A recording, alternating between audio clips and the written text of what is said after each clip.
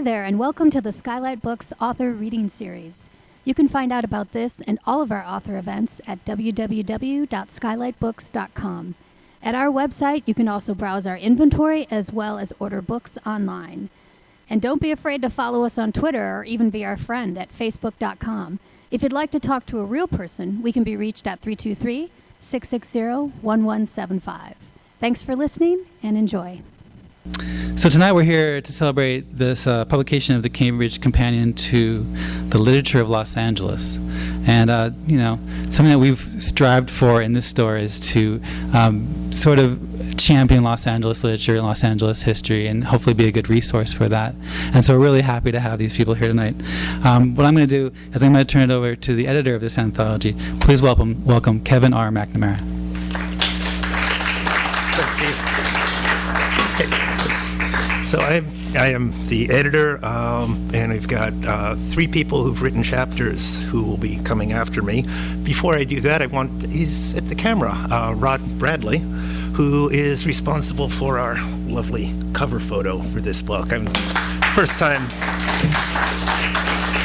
So these are all people that I've been working with, and finally now, after 2 or 2.5 years of work with them, are finally meeting them.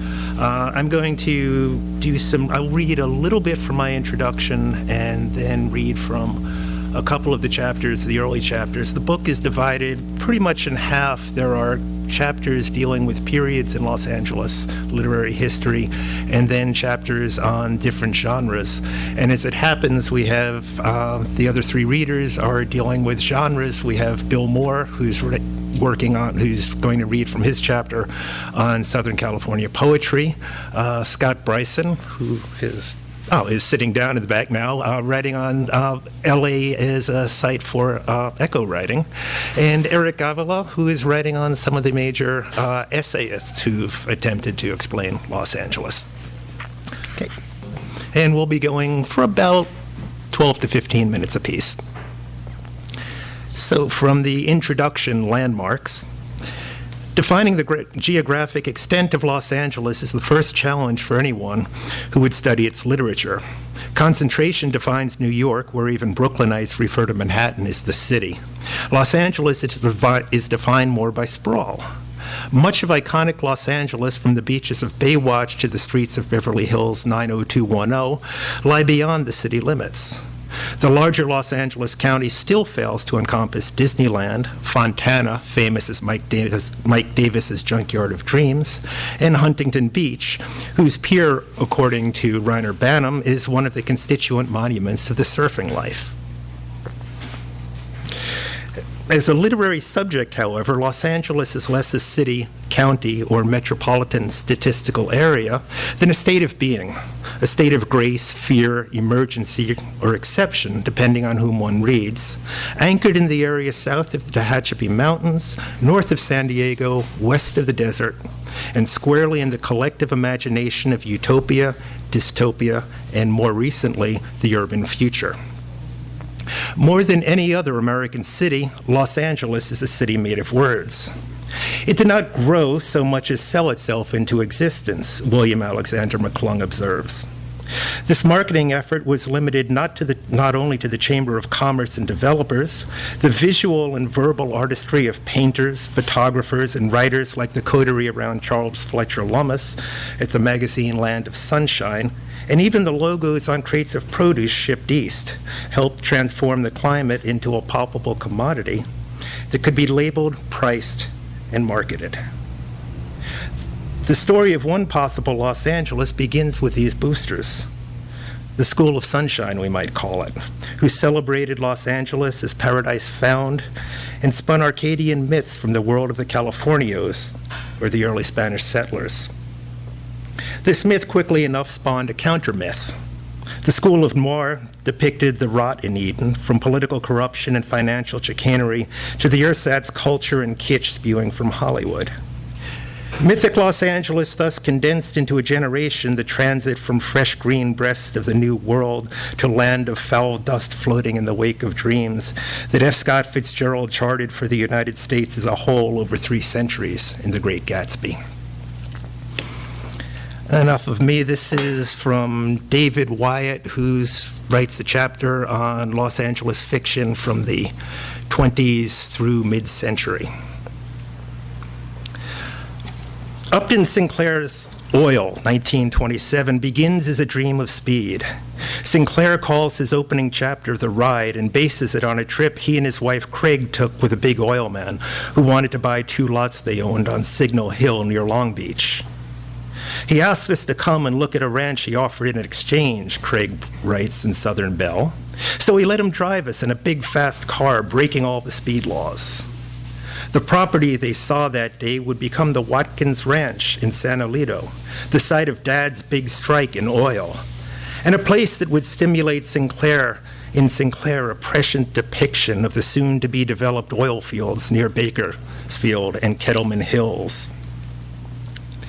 Thrown into a storm of motion, Sinclair's reader can only come along for the ride. Like Dad, his business is with things before him, and the past is past.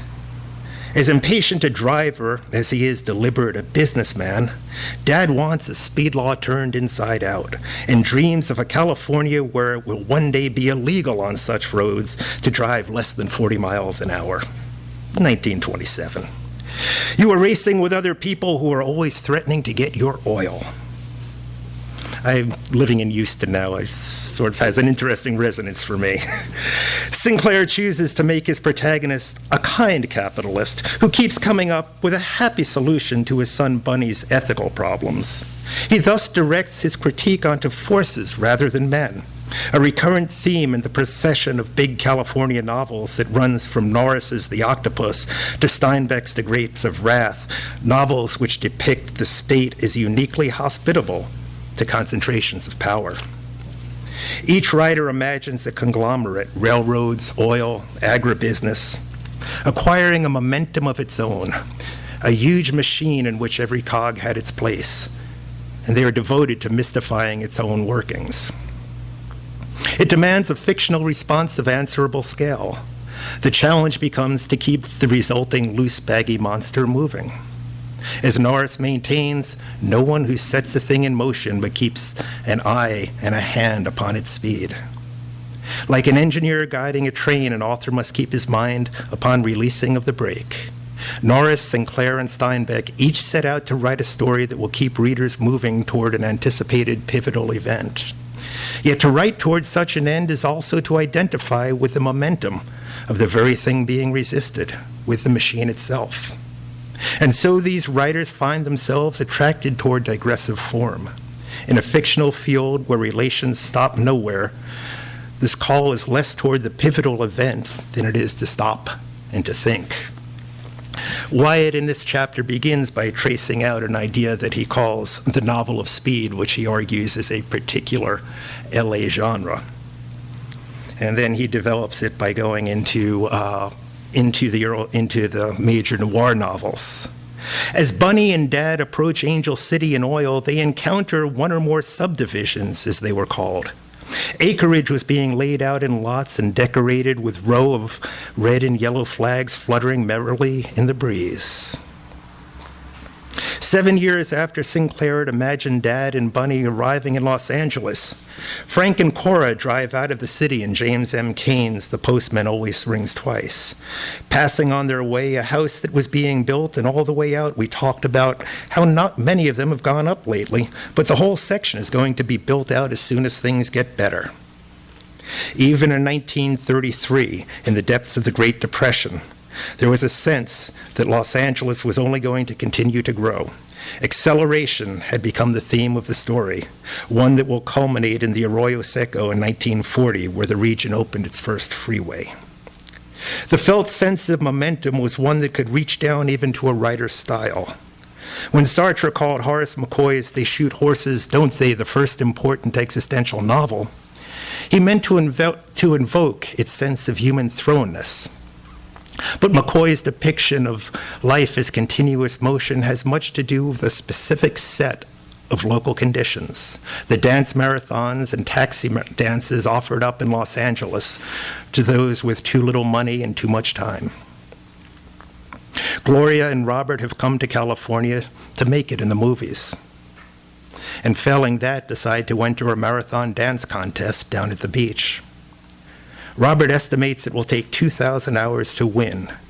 Even before she enters the contest, Gloria admits that all she wants to do is to die. As her shoes wear out and her misery deepens, she pressures Robert to end it for her. Finally, she produces a pistol. Robert then remembers his grandfather shooting a horse with a broken leg. It was the only way to do it, to get her out of her misery, the grandfather explained. So Robert takes the pistol from Gloria and shoots her in the head, offering up the title of the book as his reason for doing so. Perhaps McCoy's novel does deserve to be called existential, at least insofar as it deals with being in time. Unlike Sinclair's Oil, there is nothing in They Shoot Horses to explain the feelings and actions of the characters. No attention to material conditions or to the political and economic practices native to Los Angeles. It's a novel of speed. The novel of speed takes as a given a background that must be inferred. It tends to be short and to be marked by striking economies of style. It leaves little room for the direct expression of emotion, preferring fascinating surfaces to mere depth. It can also question these efficiencies and come to know that there has to be a better, more life-affirming way. And it is a kind of novel that seems to arise from and to be particularly suited to this place called Los Angeles.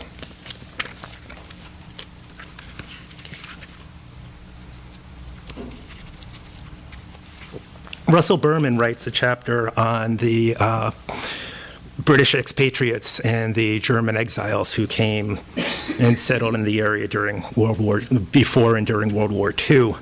And I'm going to read the last couple of paragraphs of his chapter dealing with the German exiles. In his poetry, Bertolt Brecht presents Los Angeles as a melancholy landscape. Its inadequacies evoke sad reflections rather than the emphatic derision of Evelyn Waugh. Landscape of Exile records the first impression, quote, "The oil derricks and the thirsty gardens of Los Angeles, and the ravines of California at evening, and the fruit market did not leave the messenger of misfortune unmoved." The dialectic of industry, the oil derricks, and nature, the gardens, or of emptied nature in the ravines and the surfeit of the market, provide the scaffolding for Brecht's thinking, which comes to a head especially in On Thinking About Hell.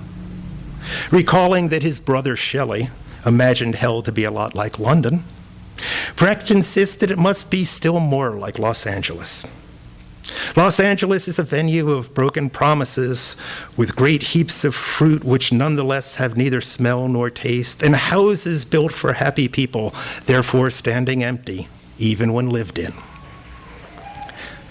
Somebody likes that.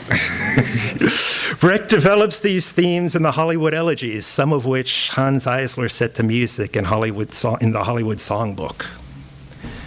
However, the Southland was not hellish for everyone. One of the most affirmative and most widely circulated representations of life in Los Angeles involved beaches and surfers. Its key literary source was Friedrich Kohner's Gidget. A Hitler-era refugee from Austria, Kohner captured the experiences of his 15-year-old daughter in the summer of 1956, when she learned to surf on the beach at Malibu. He juxtaposes the constraints a teenage girl felt in a middle-class family life with the tempting freedom of the surfers against the backdrop of the beauty of the Pacific Palisades. Beneath the teen romance narrative, there's a touch of emancipation when Gidget recognizes that it was in the end her mastering the sport and her ability to shoot the curl that mattered more than boys. Quote, "Maybe I was just a woman in love with the surfboard." Yet beneath the optimism, Gidget conveys a worrisome note, the hallmark of exile writing, the return of the repressed past. Her parents, we learn, are immigrants, a feature fully erased from the 1959 film with Sandra Dee.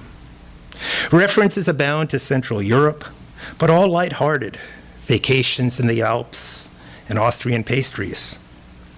Yet when the surfers celebrate one evening and sparks from their torches set the dry Southern California hillside on fire, the naive narrator refers twice to it as a Holocaust, a term incongruous in her teenager vocabulary, but which has a long history as a designation of massacres of Jews. The word choice surpasses Gidget's own consciousness and reveals the genocide as the otherwise unspoken subtext. The radiance of the surfer culture, at least as generated by Gidget, bears mute testimony to the conflagrations from which the exile authors had escaped. Okay, next will be Bill Mohr, reading from his chapter, and let me make sure I get it right. Scenes and Movements in Southern California Poetry.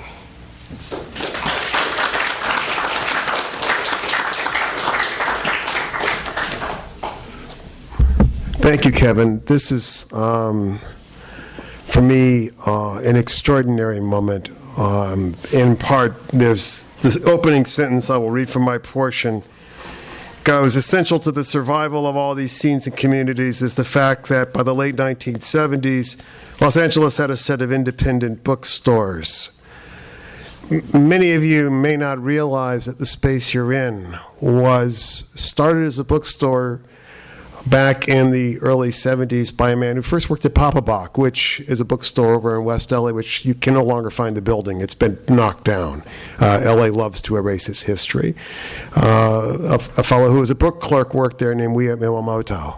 And he came over here and he set up a store called Chatterton's. It had an enormous impact on Los Angeles poetry, in that people like Jim Crusoe and myself could bring our books here, and Cokie paid us up front. Here's 10 copies of the book.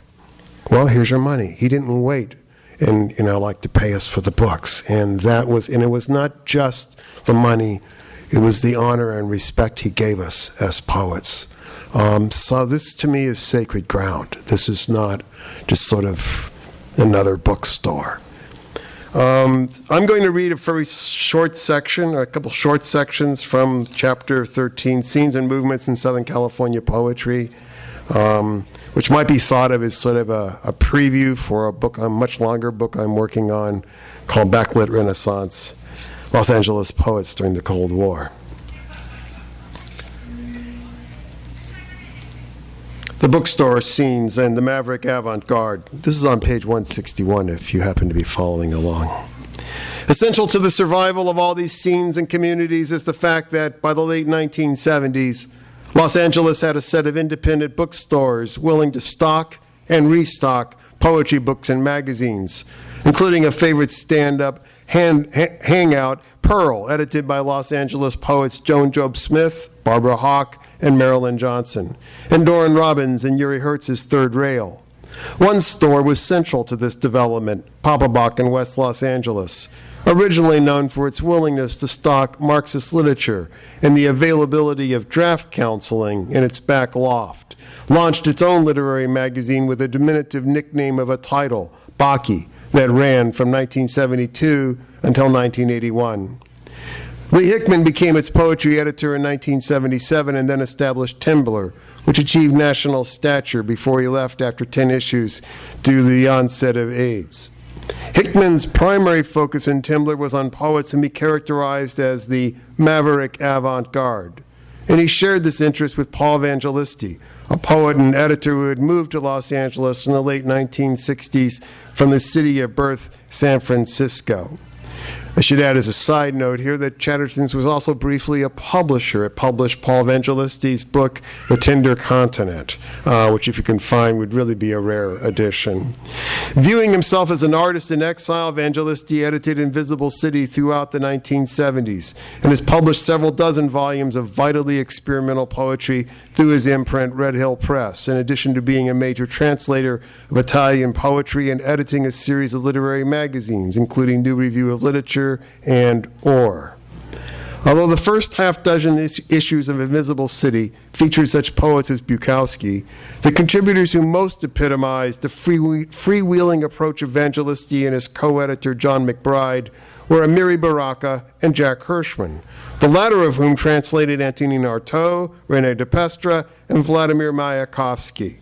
Hirschman moved to San Francisco in the mid-1970s, but returns frequently to Los Angeles to give readings. Many women poets aligned themselves with the visual arts and performance community at the Women's Building.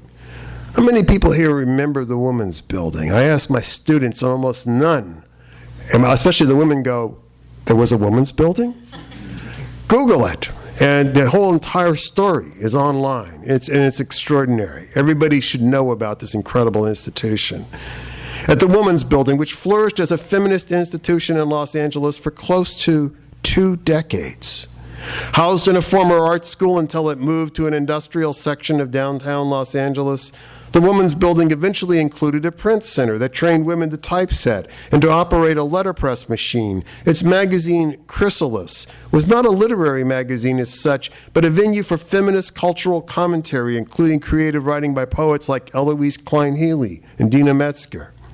The single most important literary event at the Women's Building was the Conference of Women Writers in 1975, recorded in Holly Prado's Feast, 1976, an experimental book of prose poetry far more audacious and memorable than contemporaneous texts such as Lynn Heginian's My Life, 1987.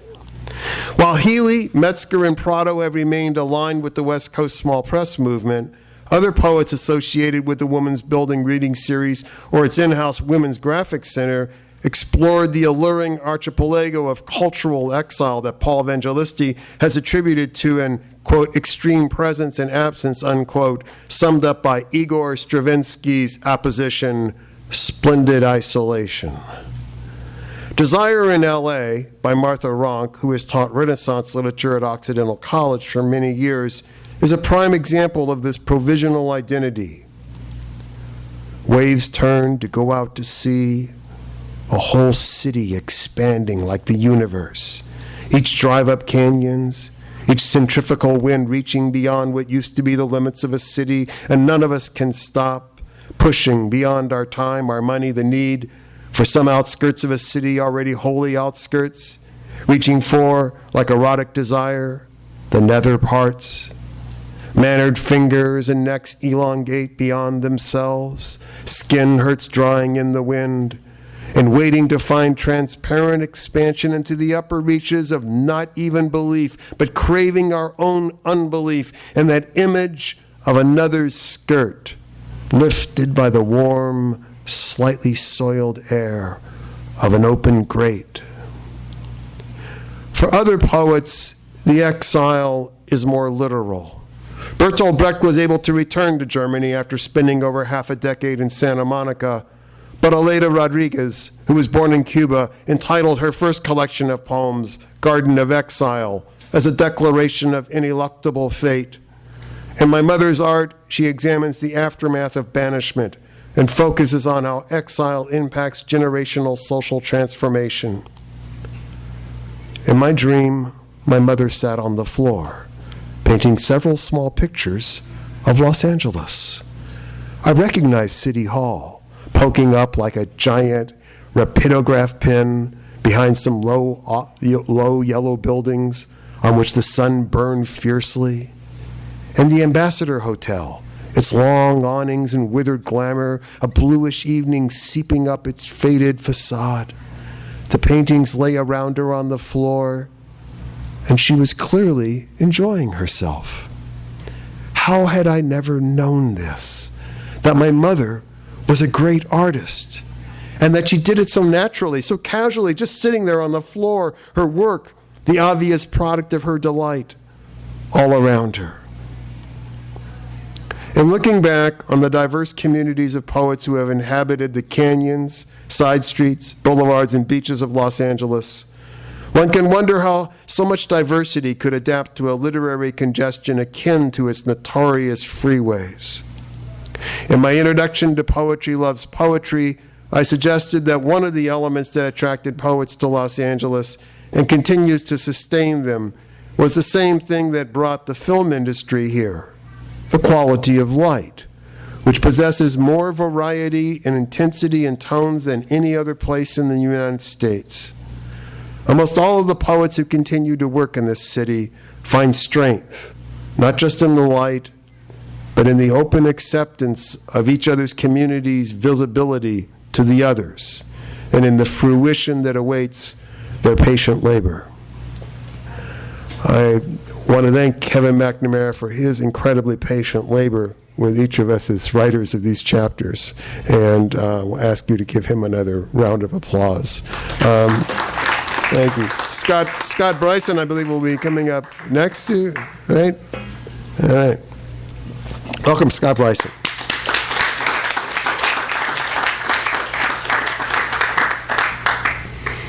Thanks, Bill. Oh, what a turnout. If I'd known there'd be this big a crowd, I would have written a better chapter. Let me see if I can move this a little bit. All right, so my chapter looks at the way nature has been presented in Los Angeles literature through the decades. Goes a little something like this. The terms urban and nature have been set up in our cultural imagination as opposites that necessarily deny each other. The average person has probably never heard them joined in the phrase urban nature, even though examples of it, New York's Central Park, Chicago's lakefront, a Houston bayou, spring to mind easily enough. People may be especially unlikely to think of concrete-laden and smog-burdened Los Angeles in relation to a dynamic and thriving natural world. This despite the region's well-known beaches, mountains, arroyos, gardens, and even natural disasters. And as surprising as it may be to many readers, the natural world pervades the city's literature as well. When we examine Los Angeles texts through what some might call an eco-critical lens, we begin to appreciate the intricate role nature plays in Los Angeles literature and in the city itself. So in my chapter, what I do is I look at several different ways that the natural world is depicted in mostly canonical and some non-canonical LA lit.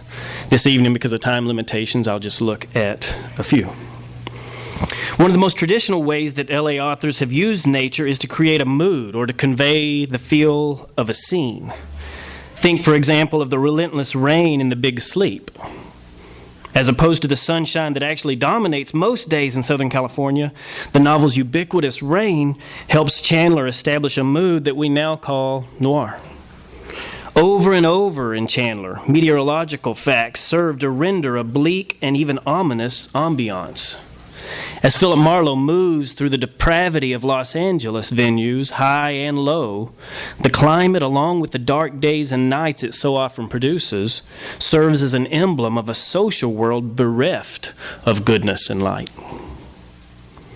One natural force LA writers have especially enjoyed writing about are the Santa Ana winds, which appear repeatedly as a biomystical force that compels humans towards mania and violence. Perhaps the most quoted line from Los Angeles literature comes from Chandler's take on the fierce autumn winds. Here's what he writes in his short story, Red Wind. By the way, you should, as I read, you should, in your mind, if you can sort of transpose into a Bogart voice, that'll make it sound better, instead of the Texas twang. It was one of those hot, dry Santa Anas that came down through the mountain passes and curl your hair and make your nerves jump and your skin itch. On nights like that, every booze party ends in a fight. And here's the line that you hear all the time. Meek little wives feel the edge of the carving knife and study their husbands' necks. Anything can happen. Joan Didion takes this theme even further, explaining that when the Santa Anas appear, they initiate the season of suicide and divorce and prickly dread wherever the wind blows. Here's how she puts it in the opening paragraphs of her essay, Los Angeles Notebook. Tonight a Santa Ana will begin to blow, a hot wind from the northeast. I've neither heard nor read that a Santa Ana is due, but I know it. And almost everyone I've seen today knows it too. We know it because we feel it. The baby frets, the maid sulks. I rekindle a waning argument with the telephone company, then cut my losses and lie down, given over to whatever it is in the air. With their emphasis on this mysterious power of the Santa Anas, Chandler and Didion create one of the most representative and abiding themes in all of LA literature, underscoring the intensely intimate connection between the human and non-human worlds. Another perspective on nature, one that's pervaded LA lit for decades across multiple genres, works from a decidedly environmentalist perspective. Countless writers have been taken by the beauty of the region. For instance, Nabokov had said he could live in Los Angeles simply for the jacarandas. But even more often, the texts portray the non-human world as a victim of the city that has sprawled and spawned its destruction across Southern California. One of the chief archetypal symbols chosen by LA writers to highlight the victimization of the natural world is the LA River, which serves as an often used metaphor for city leaders' historic myopia and mismanagement. Visitors to the city can hardly be blamed if they aren't even aware of the LA River. Its very existence has become the butt of many a local joke. Mark Twain once said that he had fallen into a California river and come out all dusty. The huge concrete aqueducts running through the city might look familiar from Hollywood car races and chase scenes, but they don't exactly scream Huck Finn. In a decision that in hindsight appears a colossal blunder, the river was channelized in the 1930s and 1940s to control flooding. LA authors have made frequent symbolic use of the river, sensing in it a modern-day Greek myth about a whimsical and powerful water god shackled by humanity and its technology. Blake Gumprecht laments that what was once a beautiful stream wandering peacefully amid willows and wild grapes has since been rendered an ugly concrete gutter. Jenny Price, who acknowledges that the river is her favorite part of the city, agrees that it looks like an outsized concrete sewer or a Blade Runner set that a crew disassembled and then put back together wrong. And Luis Rodriguez eulogizes the river in his book of poems, Concrete River, describing spray-painted outpourings on walls that offer a chaos of color for the eyes. Rodriguez implicitly connects the blight of the river to the plight of young Latinos who feel that drugs and gangs are their only viable futures. For writers in Los Angeles, the destruction of the LA River emblematizes the broader victimization of the natural world in and around the city. But, as writer after writer proclaims, the non-human world is willing to play the role of victim only to a certain extent. Los Angeles authors repeatedly remind us that nature is chaotic and wild. Even within the civilized city, there exists a non-human world that refuses to be tamed. Far from being just a mood setter or a metaphor of some sort of social criticism that the author wants to offer, nature for these writers appears in all its force and power. The classic example can be found in John McPhee's book, The Control of Nature, which details various attempts to achieve mastery over the natural world. The book concludes with an essay, Los Angeles Against the Mountains, about debris flows that periodically stream down the San Gabriel Mountains, taking with them boulders, trees, and even eventually cars and small buildings. The essay highlights the power of the non-human world as well as the intensely intimate relationship humans share with it. What comes through in McPhee's elegant and non-judgmental rendering of the situation is that the local strategies, to a significant extent, make sense. But at no point in the essay does the reader get the sense that humans will eventually be successful in their attempt to achieve the control of nature.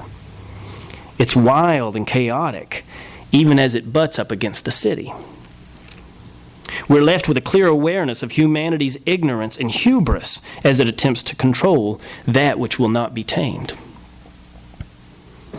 Key in all of these texts focusing on humanity's inability to control nature is the concept that regardless of human hubris, the natural world ultimately pays us no mind and will outlast us. John Fonte features this theme in the conclusion to his novel Ask the Dust, when Arturo Bandini looks across the unknown and unknowable Mojave Desert, seeing nothing but wasteland for almost 100 miles. And here's some of the closing lines from that novel. Bandini considers the supreme indifference, that's what he calls it, that lay across the desolation. Then he concludes that the casualness of night and another day, and yet the secret intimacy of those hills, their silent, consoling wonder, made death a thing of no great importance. You could die, but the desert would hide the secret of your death. It would remain after you to cover your memory with ageless wind and heat and cold. The greater than human world remains after us, writers keep telling us, and will cover our memory when we're gone. Okay, I'll close now by pointing to one final approach to depicting nature in Los Angeles literature. And this one's a little different. It's a different lens through which to view our relationship with the natural world. Whereas all the other depictions I've discussed work from a fairly conventional perspective on nature, defining nature primarily as whatever is beyond the realm of the human world, one writer in particular is presently challenging our conceptions of what nature means in LA or anywhere else. I mentioned her earlier, Jenny Price. Anybody know Jenny Price's work? A few of you do. I highly recommend her as a writer, and especially if you're interested in LA or nature beyond LA. She's a good one to know. And she has an essay that you can find online called 13 Ways of Seeing Nature in LA. Just Google that and you'll find it there.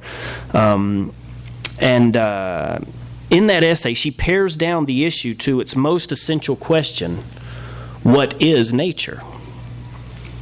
As Price puts it, what we need in LA, as elsewhere, is a foundational literature that imagines nature not as the opposite of the city, but as the basic stuff of modern everyday life. This means, for example, that if she's going to narrate all the encounters with nature involved in one of her hikes, she must write about more than plants and animals. She must also consider the oil, stone, metals, and animal skins in her 21st century hiker gear, as well as how they connect her to the global transformation of nature, and even how wealthier Angelenos are more likely to live near LA's mountain parks and to own cars to get to them.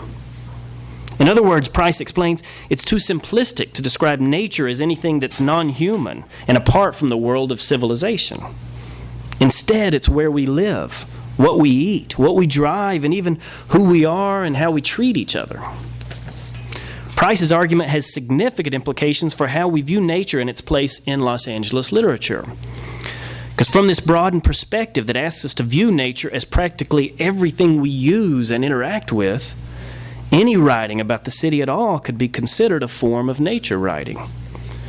So when Chester Himes narrates Bob Jones's quest for racial and social justice in his novel If He Hollers, Let Him Go, when Easton Maya Murray examines Echo Park Latina gangs in Locos, when Bret Easton Ellis explores the mania, chaos, and destruction of rich white adolescents in Less Than Zero, when we write about any of these interactions or explore relationships among the different entities within the city, we're writing about nature. Here's Price again. These are nature topics all about how we live in and fight about nature, and about how we use it more and less fairly and sustainably, and about the enormous consequences for our lives in LA, as well as for places and people and wildlife everywhere. Such topics beg for a literature, for a poetry, for an aesthetics, because to clearly ponder our lives in and out of cities, we have to be able to imagine and reimagine these connections to nature. Last paragraph. This is what we do when we explore a text through the lens of how it depicts the natural world. We imagine and reimagine our own connections to nature.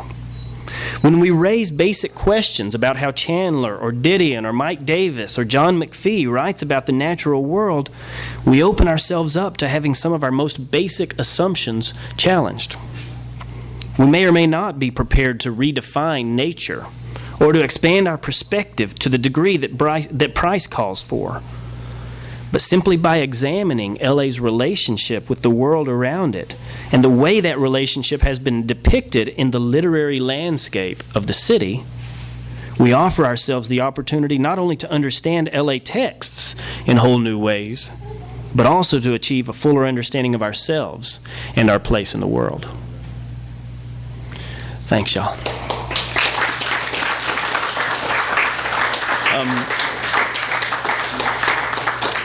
Eric Avila now. Please, Eric. Thank you.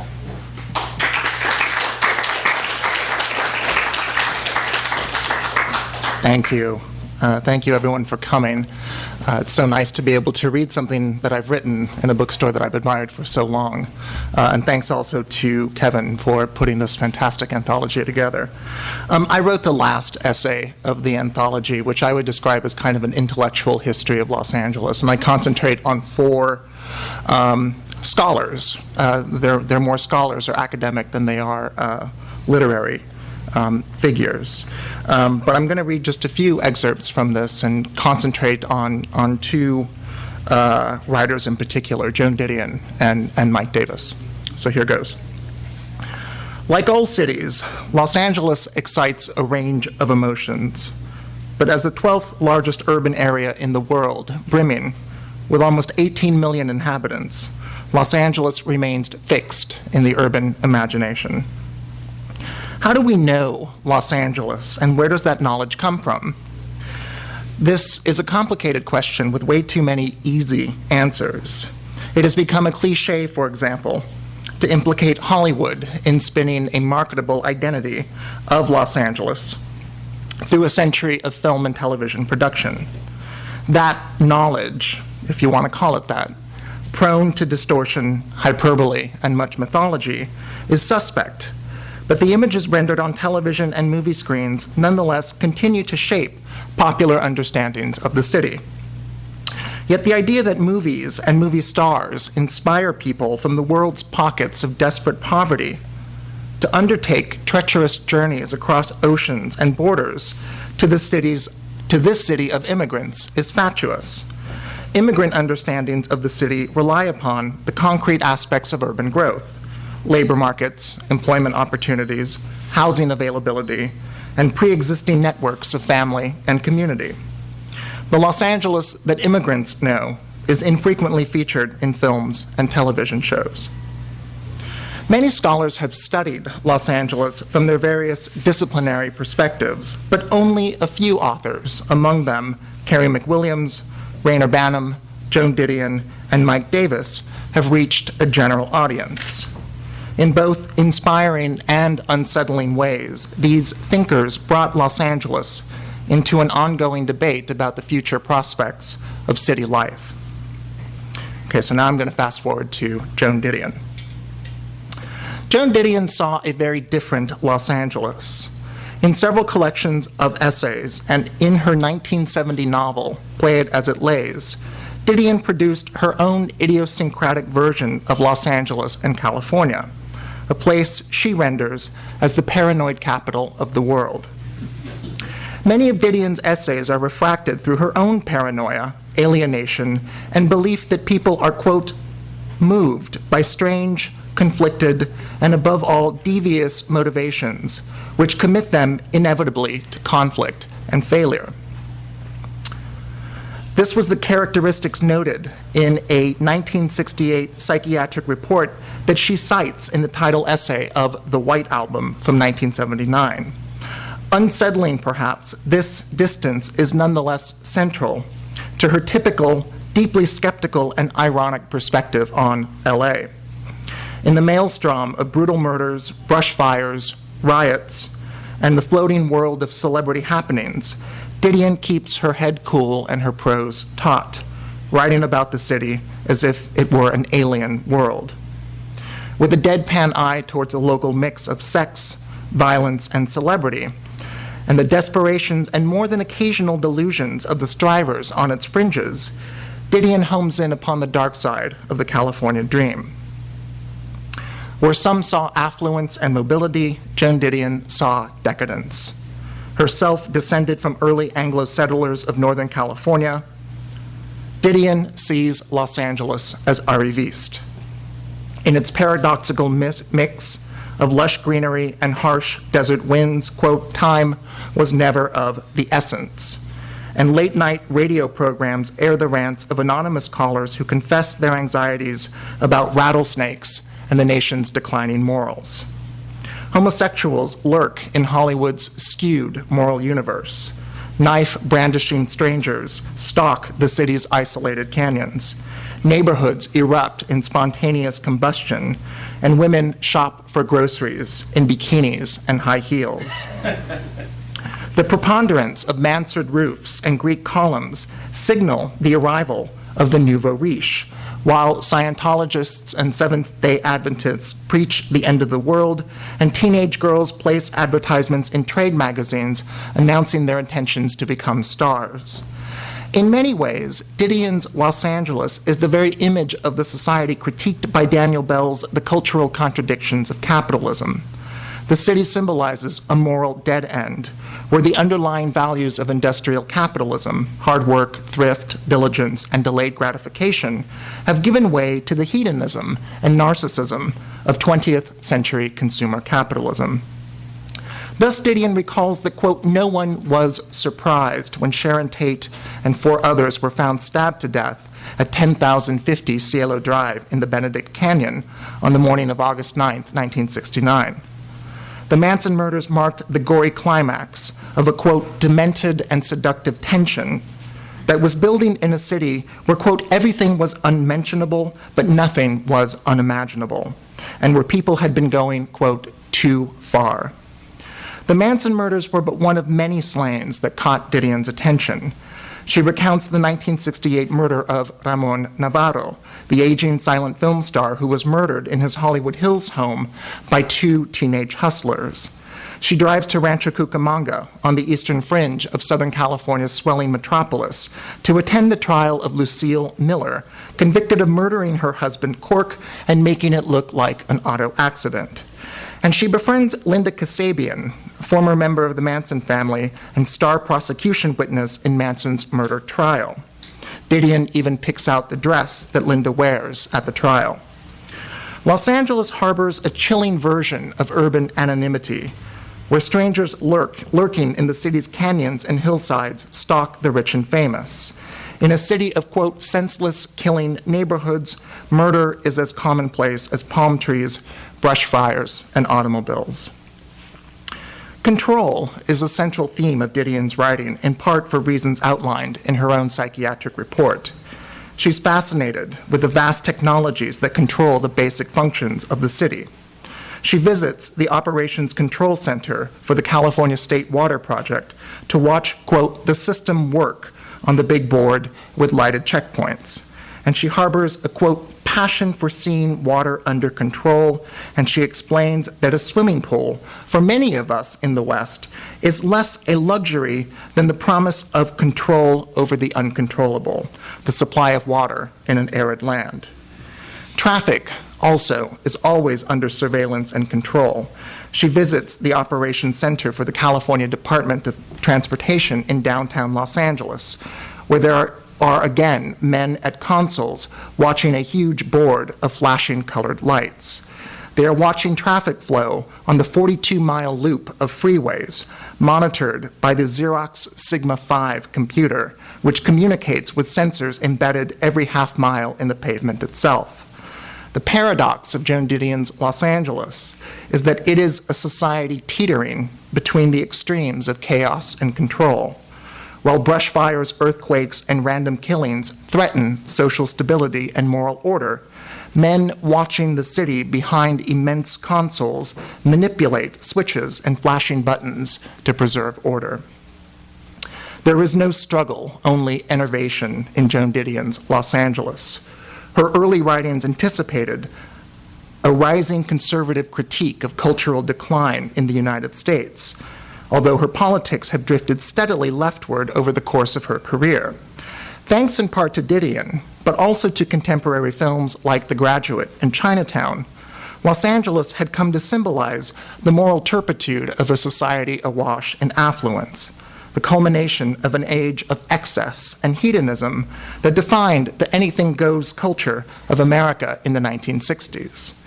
But if the right claimed a stake in shaping collective understandings of Los Angeles and its historic significance, the left issued its own stinging retort towards the end of the century.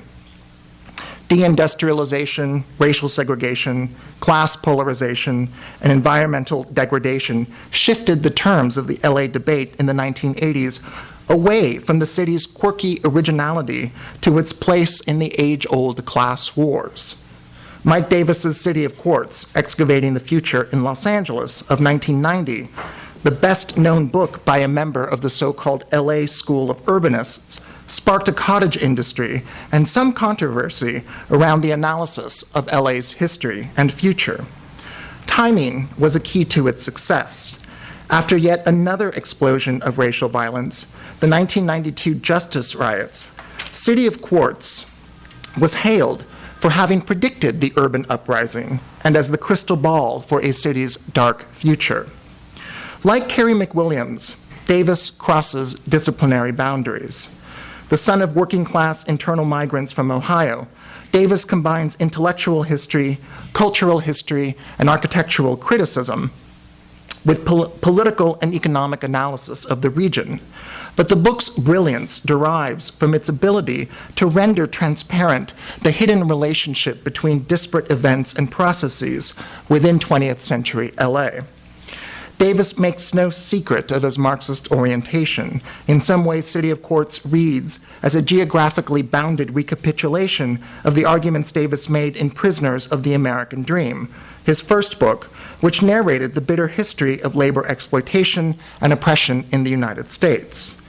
City of Quartz, however, infuses this history with an urban sensibility, as if narrating the spatialization of class war in Southern California. That is, the way the city's geography and architecture, as well as its culture and history, were wrought by a century of bitter class conflict. In his take-no-prisoners approach to urban analysis, no one is immune from attack. Architect Frank Gehry becomes Dirty Harry for foisting his own brand of what Davis calls design terror on the city's outcasts. David Hockney, the well-known pop artist, spreads a happy pop veneer over Southern California's development juggernaut. And even Rayner Banham enlists as a mercenary in the class war, a booster who celebrates capitalism run amok. All three men are agents of Southern California's historic war of the haves upon the have-nots. All of them assist capitalism on its path towards global domination. There is little room for dialogue, let alone debate. Davis's narrative is so airtight, so comprehensive, so unabashedly polemical that it's hard to even question the terms of the argument. Class war is not a means, but the means of understanding Los Angeles' history. Other factors, race, ethnicity, geography, language, gender, religion, and the many other elements that mediate social relations are secondary iterations. The analysis deploys a set of binaries that frame Southern California culture and politics. The first chapter, Sunshine or Noir, delivers an intellectual history of LA predicated upon a stark opposition between the critics of urbanization of Southern California and its champions. In this schematic compression of the history of writing about Los Angeles, authors are either lovers or haters, boosters or debunkers, purveyors of either sunshine or noir. Davis thus traces the successive generations of boosters in Los Angeles, from Charles Fletcher Lummis and the Arroyo set to Rayner Banham, developer Eli Broad, the architect Richard Meyer, as well as their noir antagonists, from Carrie McWilliams to the Frankfurt School to presumably the author himself, who use the language and narrative devices of noir fiction throughout the text. There is a rigorous adherence to this binary. No in-betweenness, no ambivalence. The rest of the book exploits this either-or framework, pitting homeowners against developers, labor against capital, law enforcement against immigrants and minorities.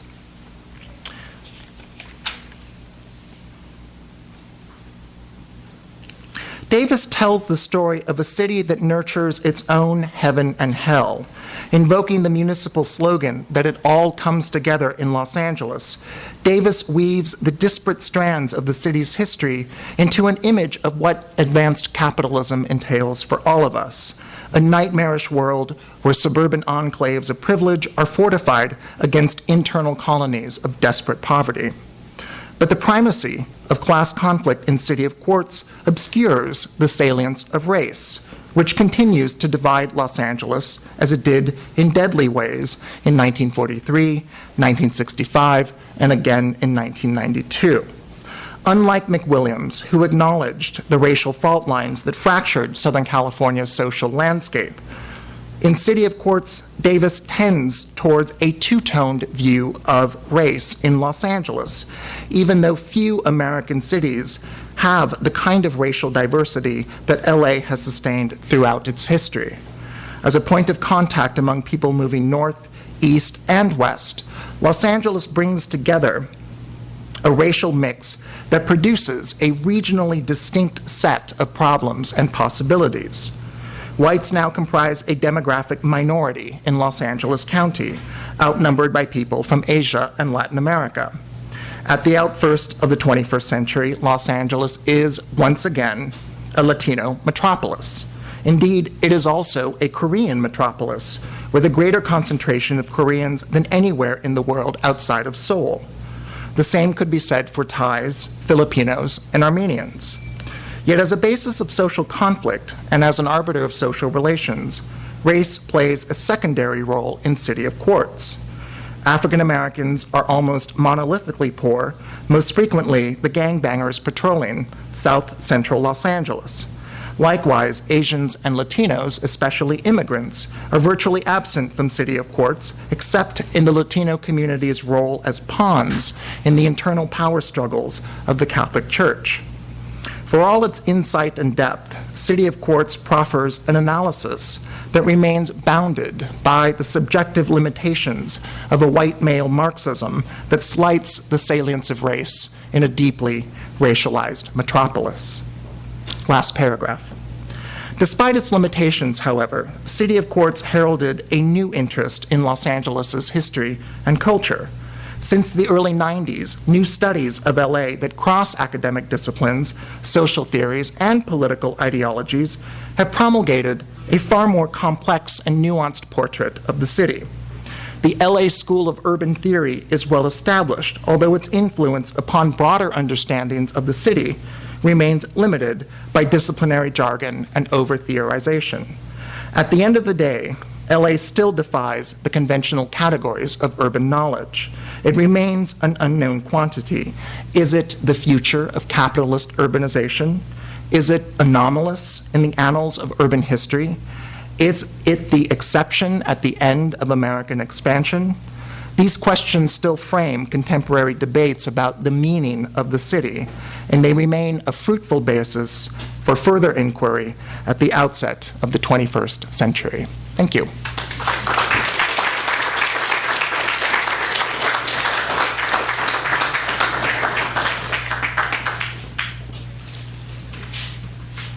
I just want to thank the authors who showed up here. As I say, none of whom I had met before, so this was actually an exciting night for me. And I suppose if anyone has any questions of any of us, feel free to ask them. And if not, enjoy your browsing. And yes. The theorists of urban who are now analyzing, could he talk more about those theorists who are analyzing The LA Is it the LA School? Sure. The LA School, from what I know, is comprised of scholars in urban planning, geography, architecture, even public policy at both USC and UCLA. People like Michael Deere at USC and Edward Soja at UCLA. Throughout the 1980s and 90s, they turned sustained attention to Los Angeles and developed some kind of theoretical insights about what makes LA unique, based upon, geographical spatial analyses, primarily, I would say, kind of Marxist class-oriented in their analyses of the city, and the writings of Soja and Deere, and I would say Davis as well, eventually became defined as kind of an LA school of urban theory. In fact, there's an anthology by Edward Soja called The City, Los Angeles and Urban Theory at the end of the 20th century, and that I think is kind of the best summary of some of the insights of that school of theory.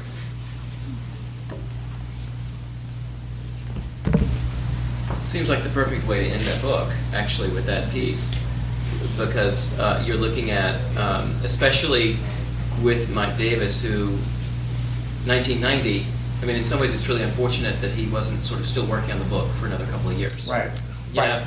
But he actually, after City of Quartz came out and it was celebrated and attacked, I think he realized that he had more LA work to do. So he came out with Ecology of Fear, which is primarily an ecological analysis. And then he did a book called Magical Urbanism, which looks at Latinos in LA and kind of how they're transforming urban life in Southern California. So that's kind of Davis's trilogy, in which he addressed some of the concerns that came up around his first book.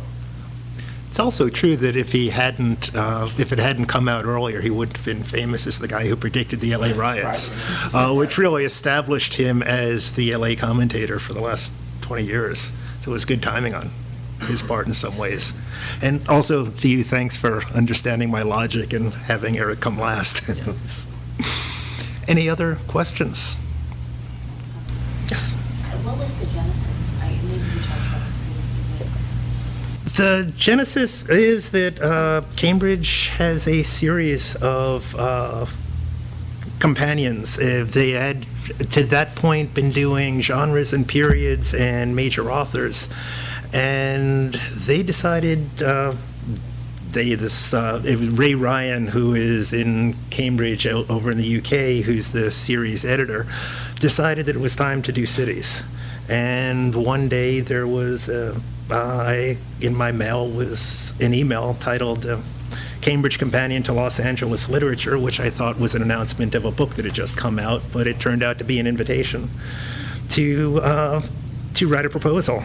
I had been recommended by someone, and so I worked up a proposal and went about recruiting 15 people to write the chapters.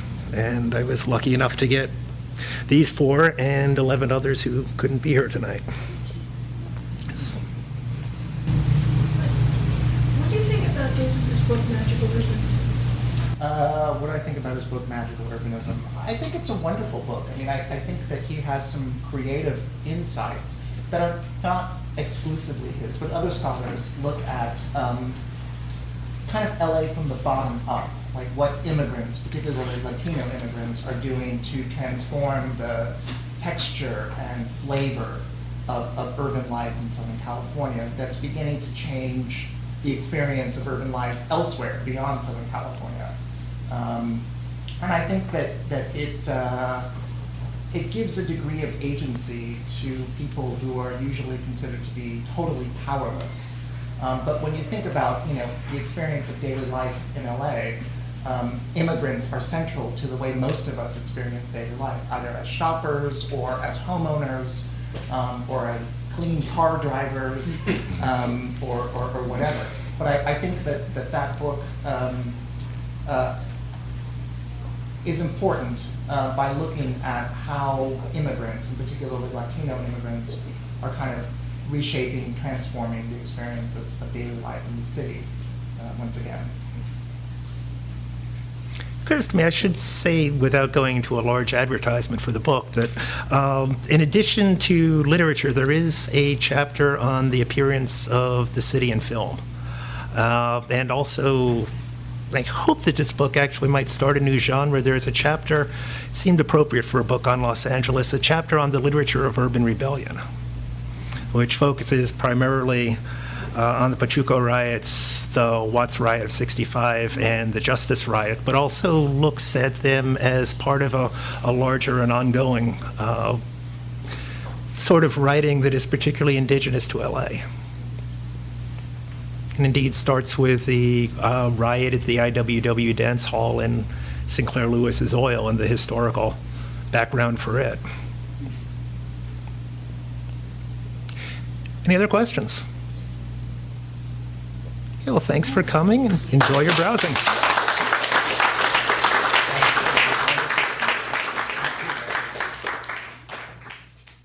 You've been listening to the Skylight Books Author Reading Series. Don't forget that you can check out this and all our other great podcasts at www.skylightbooks.com. Today's music was provided by Ashley and Arlo. You can check them out at MySpace, Facebook, or at the iTunes Music Store. Thanks for stopping by, and we hope to see you soon.